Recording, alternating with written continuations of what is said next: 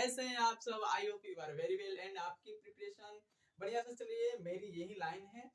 और चलिए शुरू करते हैं आज का एक प्यारा सा चैप्टर, नया चैप्टर बायोमोलिक्यूल का चैप्टर है। और ये चैप्टर में हम बहुत बढ़िया तरीके से पढ़ेंगे। इस चैप्टर से आपको बता दिया जाता है कि कितने क्वेश्चन आने की नीट में प्रोबेबिलिटी है, कितने क्वेश्चन आ सकते हैं और कितने आपको चीजों को इसमें जानना है। तो आज की एक पहला लेक्चर है, फर्स्ट लेक्चर में इसको इंट्रोडक्शन के साथ और बहुत बढ़िया तरीके से इसको। तो हमारा चैप्टर का नाम है molecular basis of inheritance.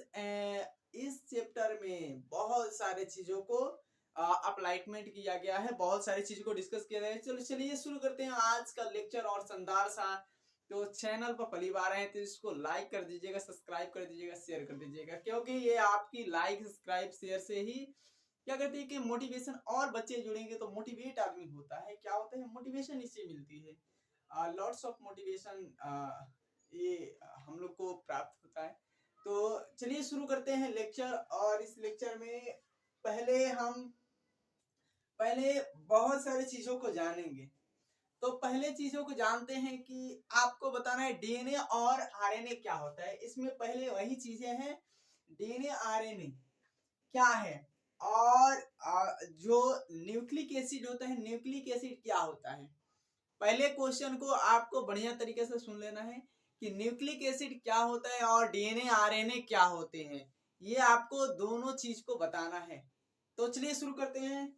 Nucleic acid क्या होता है? न्यूक्लिक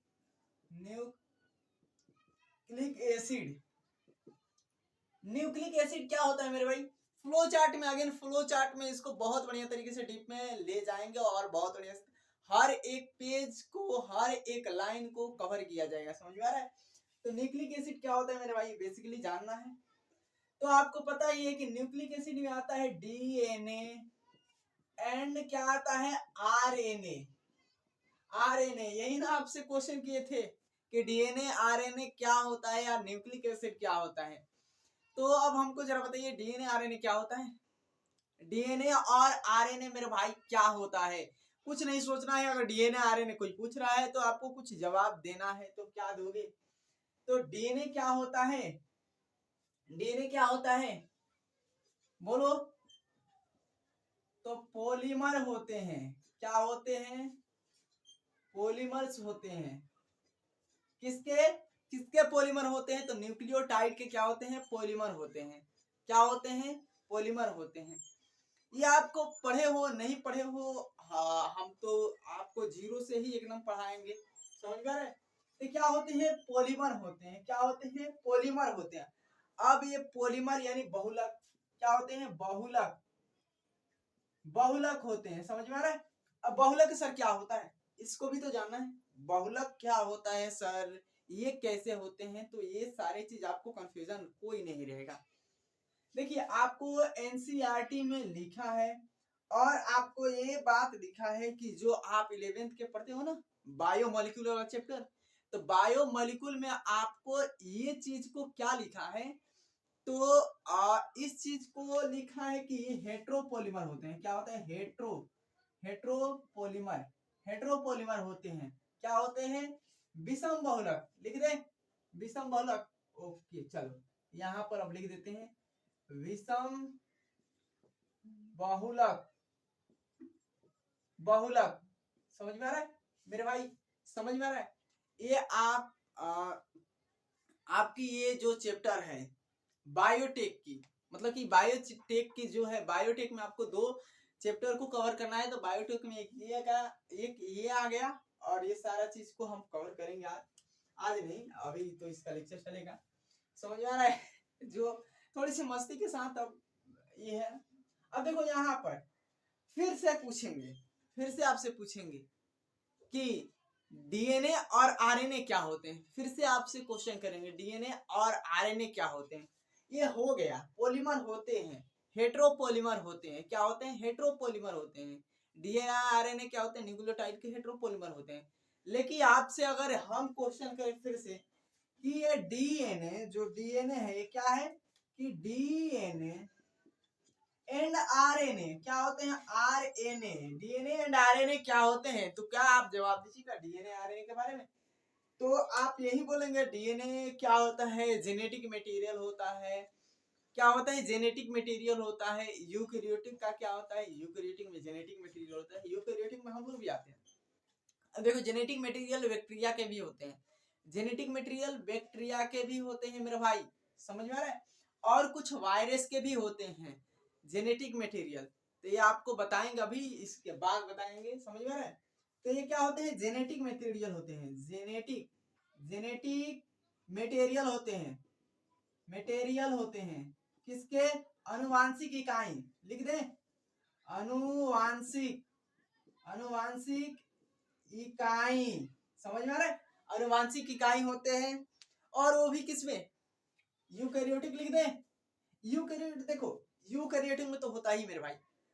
प्रोकैरियोटिक के कुछ जीव है, प्रोकैरियोटिक में कौन आ जाते हैं? बैक्टीरिया आते हैं, बैक्टीरिया में भी होता है ना, और कुछ वायरस में भी होता है, तो आपको अभी बताएंगे। अब देखो आरएनए क्या होता है, आरएनए के बारे में बताएगा, आरएनए क्या होता है। तो आरएनए बेसिकली जेनेटिक मटेरियल भी होता है। क्या होता है? ये जेनेटिक मटेरियल भी होता है, जेनेटिक मटेरियल भी होता है। किसमें किसमें होता है मेरे भाई? बताना, किसमें होता है जेनेटिक मटेरियल? तो वायरसेस में होता है, वायरसेस में होता है। अबे तेरी, वायरसेस में होता है। किसमें होता है? वायरस में होता है। समझ में आ रहा है? वायरस में क्या होता है? जेनेटिक मटेरियल के रूप में जेनेटिक मटेरियल ही होता है।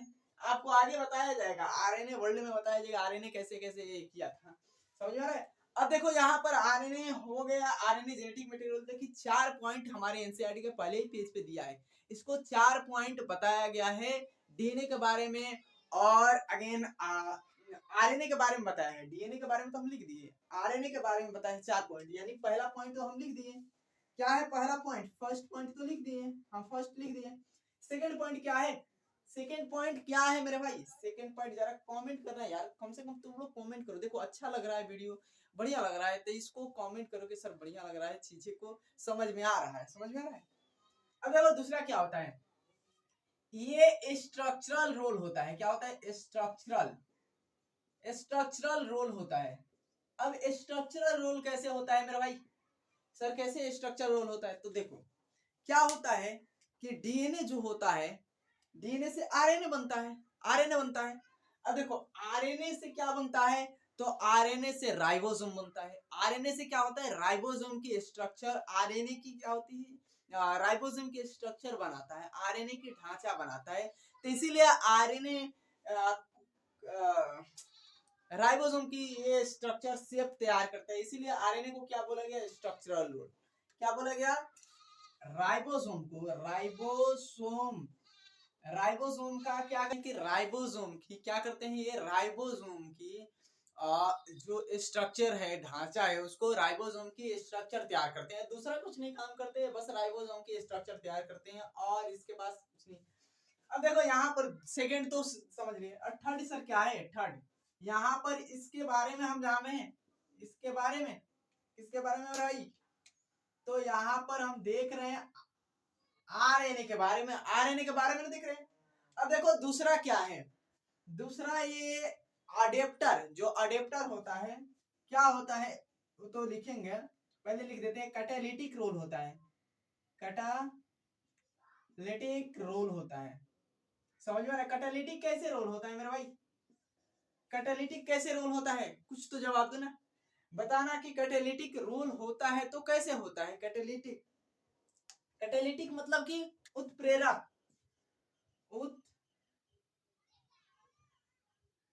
उत्प्रेरक, उत्प्रेरक होते हैं, उत्प्रेरक होते हैं। जरा हमको ये बताना, आसान है, बहुत आसान है, इतना आसान है कि अब देखो चौथा क्या है?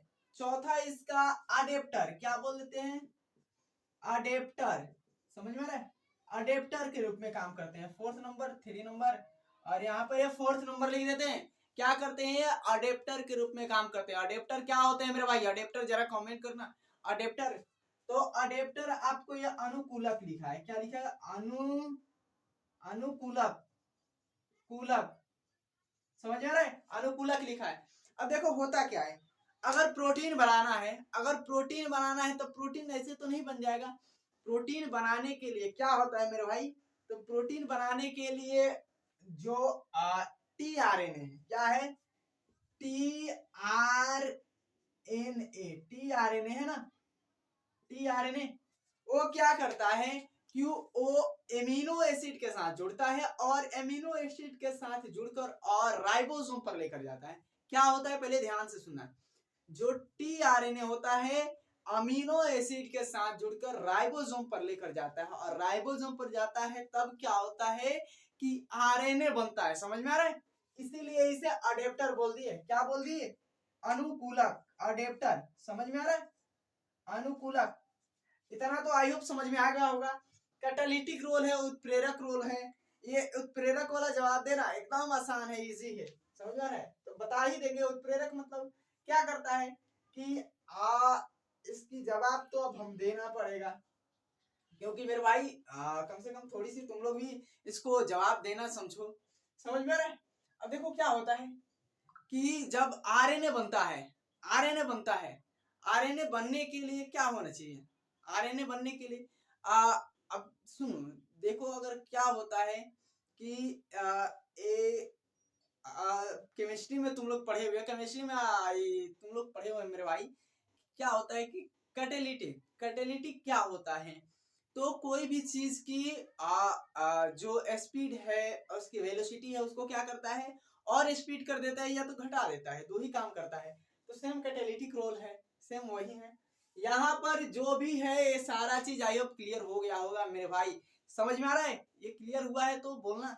यहाँ पर पहले है जेनेटिक मटेरियल होता है वायरस में, दूसरा का इसका स्ट्रक्चरल रोल है, मतलब कि ये राइबोसोम बनाता है। क्या करता है, राइबोसोम बनाता है। क्या करता है, राइबोसोम बनाता है। तीसरा क्या है, कैटालिटिक रोल है, उत्प्रेरक के रूप में काम करता है। और चौथा अडेप्टर है, टीआरएनए। टीआरएनए जो होता है अमीनो एसिड के साथ जुड़ जाता है। किसके साथ, अमीनो एसिड के साथ।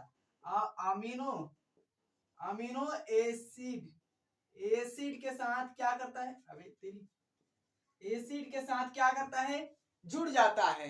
जुड़कर और क्या करता है कि वो जो राइबोसोम है, राइबोसोम पर जाता है, उसकी क्या करता है तो प्रोटीन बनवाने का काम करता है। इतना हो गया, हो गया ना।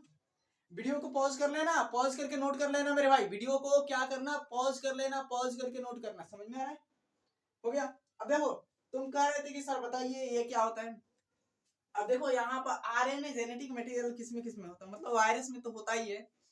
अब डीएनए होता है, किसमें होता है, डीएनए जो होता है किसमें होता है, जेनेटिक मटेरियल। तो देखो आपको बताया गया है M30 एक जीवाणु होता है, M30 बैक्टीरियोफेज होता है। और एक क्या होता है, कोलीफेज इनटू 174।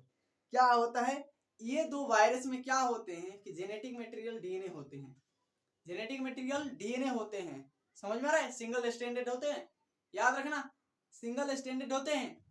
अब ये भी बताएंगे डबल स्टैंडर्ड डीएनए किस में होते हैं, आरएनए की में होते हैं, मतलब डबल स्टैंडर्ड आरएनए किस में होते हैं।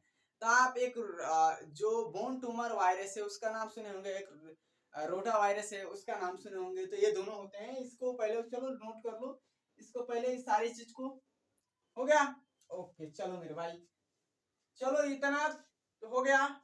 अब चलो हम थोड़ी सी और बढ़िया तरीके से इसको डिस्कस कर लेते हैं। आज तो हमारा पहला लेक्चर है इसका। अब देखते हैं कि जो N2 बेस है, N2 बेस और क्या, और पेंटोज शुगर,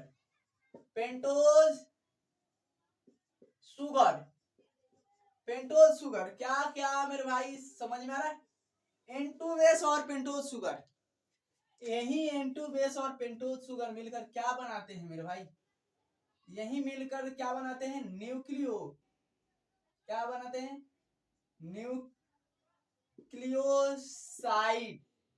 न्यूक्लियोसाइड बनाते हैं। समझ में आ रहा है, यही क्या होते हैं, न्यूक्लियोसाइड बनाते हैं। समझ में आ रहा है, तो इसको नोट करो, पहले बना दे इसको। अब उसके बाद क्या होता है, फॉस्फेट ग्रुप जुड़ता है। क्या होता है, यहाँ पर लिखे, इधर लिख देते हैं। इधर क्या होता है, फॉस्फेट ग्रुप जुड़ता है।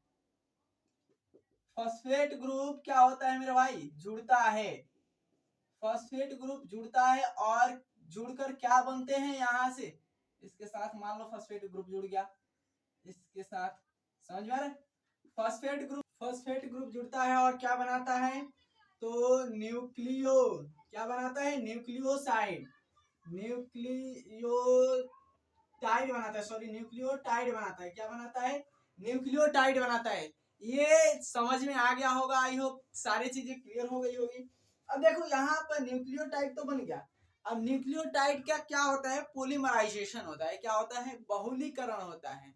क्या होता है, बहुलीकरण होता है। बहुत सारे न्यूक्लियोटाइड मिलकर क्या बनाते हैं, तो पॉलीमर बनाते हैं। तो इसकी क्या होती है, पॉलीमराइजेशन होती है। इसकी क्या होती है, पॉलीमराइजेशन होती है। बहुलीकरण होता है, लिख दें, बहुलीकरण होता है, पॉलीमराइजेशन होता है। तो अब क्या बनाता है, पॉलीन्यूक्लियोटाइड बनाता है। क्या बनाता है मेरे भाई, क्या बनाता है, तो पॉलीन्यूक्लियोटाइड बनाता है। क्या बनाता है, पॉलीन्यूक्लियोटाइड बनाता है। समझ में आ रहा है, क्लियर हो रही है मेरी बातें, क्या मेरी बातें क्लियर हो रही है मेरे भाई, ये सारे चीज क्लियर हो रहा है। अब देखो अगर नहीं बनाओगे तो मारेंगे ही मारेंगे।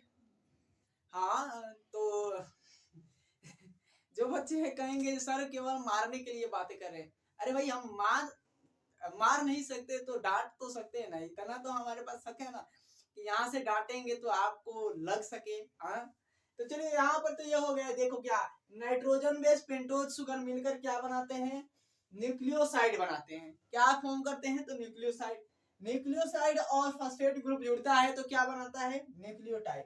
और न्यूक्लियोटाइड का क्या होता है, पॉलीमराइजेशन होता है, बहुलीकरण होता है। बहुत सारे न्यूक्लियोटाइड मिल गए और मिलकर क्या बने, पॉलीन्यूक्लियोटाइड।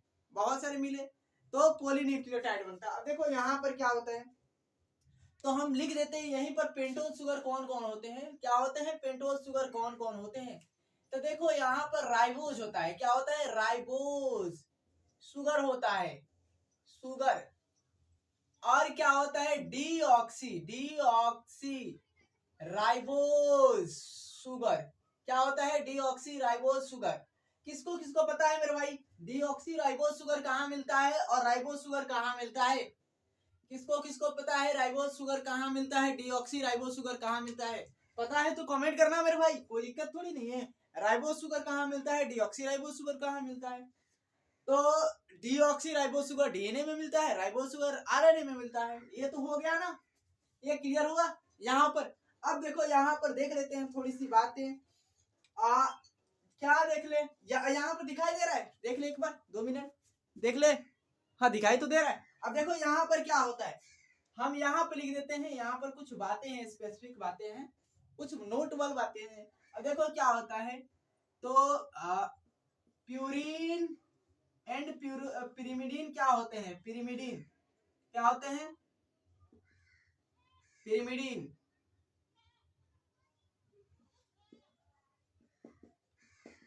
क्या क्या होते हैं, प्यूरिन और पिरिमिडीन कौन कौन होते हैं, तो एजी क्या होते हैं, एजी, तो एजी प्यूरिन होते हैं और पिरिमिडीन कौन कौन होते हैं, तो यहाँ पर लिख दे, यहाँ पर CTU।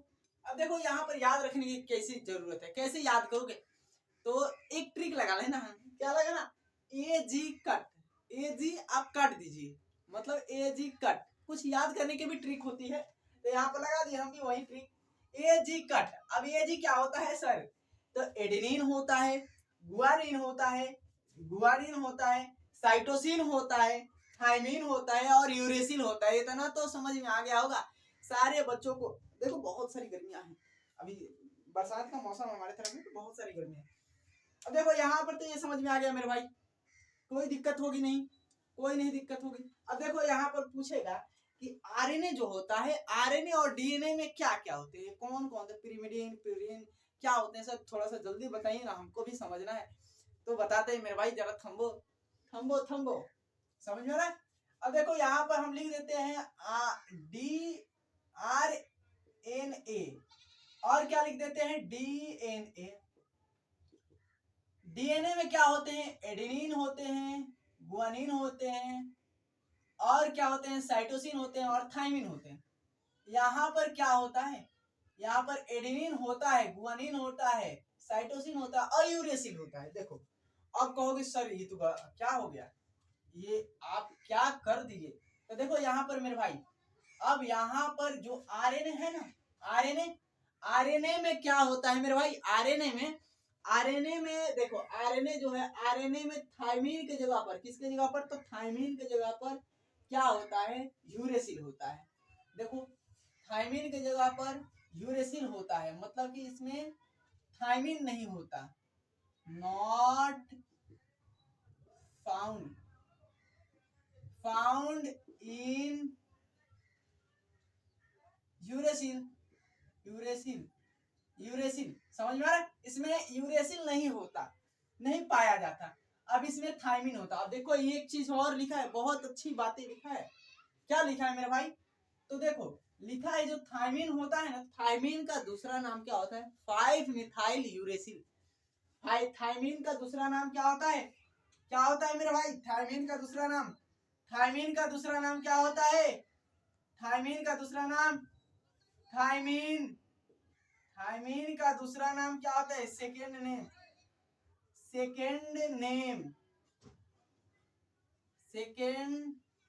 नेम क्या होता है, तो 5-मिथाइल, क्या होता है, मिथाइल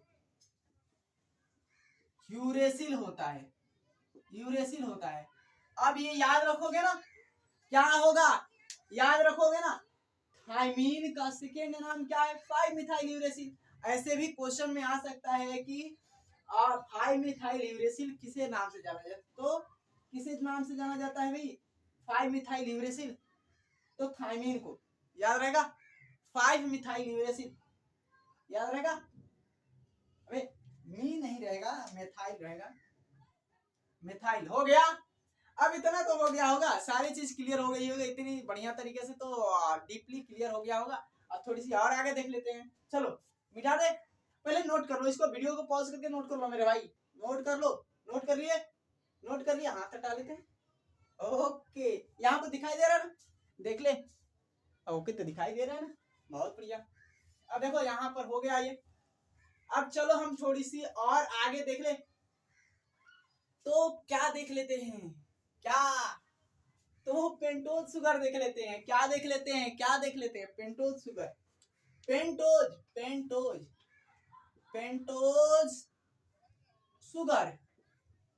शुगर। अब पेंटोज शुगर कहाँ पे होते हैं, तो आरएनए में क्या होते हैं, आरएनए, डीएनए पहले लिख दे, चलो DNA and let's see RNA, DNA देख लेना, आरएनए में क्या होते हैं, कौन सी शुगर होती है, आरएनए में कौन सी शुगर होती है, तो डीएनए में डीऑक्सी राइबोज शुगर, हाँ इसमें राइबोज शुगर, समझ में आ रहा है, ओके। देखो बहुत जल्दी क्या हुआ कि इंक ने खत्म होना चालू कर दिया, चलो देखो हो गया ना, समझ में आ रहा है। अब किसको समझ में नहीं आ रहा है, अभी मौसम के अभी जहाँ पे बारिश हो रही है वहां पे मौसम बहुत अच्छी ख्याल आता है मेरे भाई, समझ में आ रहा है। तो बच्चे हैं, अभी से स्टेज की कहानियां हैं, तो ठीक है, समझ में आ रहा है। तो यहाँ पर देखो अब थोड़ी सी स्ट्रक्चर बना दे इसकी मेरे भाई, स्ट्रक्चर बना दे, चलो यहाँ पे स्ट्रक्चर भी बना लेते हैं। अब देखो डीएनए की स्ट्रक्चर क्या होता है, आरएनए की स्ट्रक्चर क्या होता है सर, तो देखो डीएनए की स्ट्रक्चर, आरएनए की स्ट्रक्चर, यहाँ पर देखो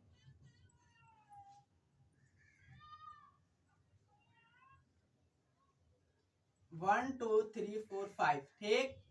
ओ हो गया ना, ओ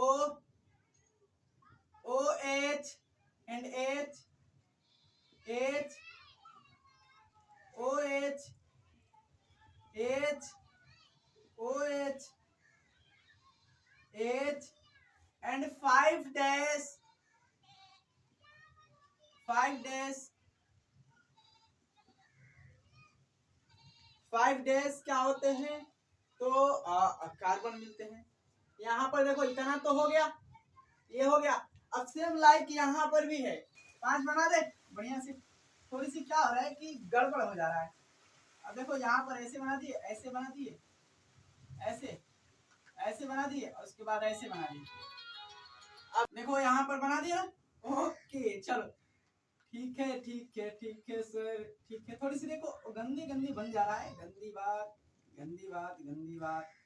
अब देखो यहाँ पर हम भी बना दिए ओ एच, यहाँ पर एच बना दिए, एच बना दिए, एच बना दिए, ओ एच बना दिए, एच बना दिए, एच बना दिए, 5 डैश मिथाइल, यहाँ पर क्या है, C2OH है। अब देखो यहाँ पर यही, यहाँ पर यही, यहाँ पर यही अंतर है। देखो क्या अंतर है मेरे भाई, देखो यहाँ पर आपको कल डिटेल में इसके बारे में बताया जाएगा। देखो क्या है यहाँ पर, तो 5 कार्बन। अब देखो इसके ये लिख देते हैं आरएनए और डीएनए की, आरएनए की लिख दे, डीएनए की लिख दे। तो यहाँ पर देखो क्या है, C6, यहाँ पर C5H10O6, यहाँ पर C5H10 और O4 होता है। क्या होता है इसकी फॉर्मूला क्या होती है, इसकी फॉर्मूला यहाँ पर लिख चुके हैं, दिखाई दे रहा है ना, दोनों का फॉर्मूला है, याद रखना नहीं तो बहुत पिटाओगे सर। यहाँ पर हो गया मेरे भाई। तो देखो यहाँ पर स्ट्रक्चर में क्या है, यहाँ पर राइबोज शुगर में क्या है, आरएनए में, आरएनए के स्ट्रक्चर देखो, यहाँ पर फर्स्ट कार्बन, सेकेंड कार्बन लिख दे, ये first carbon, second carbon, third carbon और fourth carbon, fifth carbon, fifth carbon है, समझ में आ रहा है। अब यहाँ पर देखो इसके यहाँ पर सेकेंड कार्बन पर देखो OH समूह है ना, OH समूह, लेकिन इसके सेकेंड कार्बन पे क्या है, सेकेंड कार्बन पे केवल H है, केवल H है। तो ये सारे चीज आप इसको बढ़िया तरीके से डिटेल में बताएगा। तो चलिए मिलते हैं नेक्स्ट वीडियो में और सारे चीज को कवर कराया जाएगा। आज का पहला लेक्चर था, तो चलिए जय हिंद जय भारत।